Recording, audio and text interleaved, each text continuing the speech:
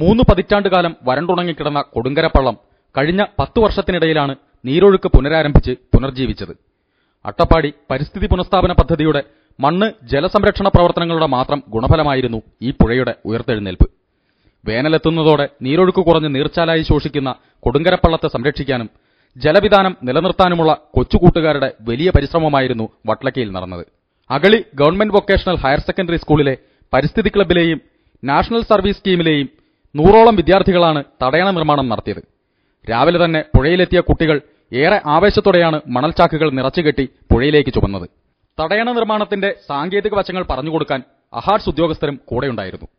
അഹാർട്സ് ഉദ്യോഗസ്ഥൻ ബിജോയ് കുട്ടികളിലൊരാളായി തടയണ നിർമ്മാണത്തിന് നേതൃത്വം നൽകി. ആർപ്പുവിളിയും ആവേശവും നിറഞ്ഞ അന്തരീക്ഷത്തിൽ 3 മണിക്കൂർ കൊണ്ട് കൊടുങ്കരപ്പള്ളത്തിന് കുറുകെ മണൽച്ചാക്കുകൾ തടയണ തീർത്ത് വെള്ളം തടഞ്ഞു. നിർമ്മാണം പൂർത്തിയായ തടയണയിലെ സമൃദ്ധമായ വെള്ളത്തിൽ ചാടി ചെറുനീരാട്ടും കഴിഞ്ഞാണ് കൊച്ചുകൂട്ടുകാർ മടങ്ങിയത്. സ്കൂൾ അധ്യാപകരായ ശ്രീകുമാർ, സിന്ധു, അരുൺ, പ്രിൻസിപ്പൽ മജീദ് എന്നിവർ നേതൃത്വം നൽകി. മുൻ വിദ്യാഭ്യാസ ഡെപ്യൂട്ടി ഡയറക്ടറും പരിസ്ഥിതി പ്രവർത്തകനുമായ ബഷീർ കുട്ടികൾക്ക് പരിസ്ഥിതി സംരക്ഷണ സന്ദേശം നൽകി.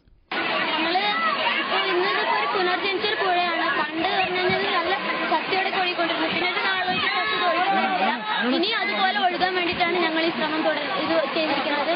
രാവിലെ തൊട്ട് ചെയ്താണ് എല്ലാവരും കൂടി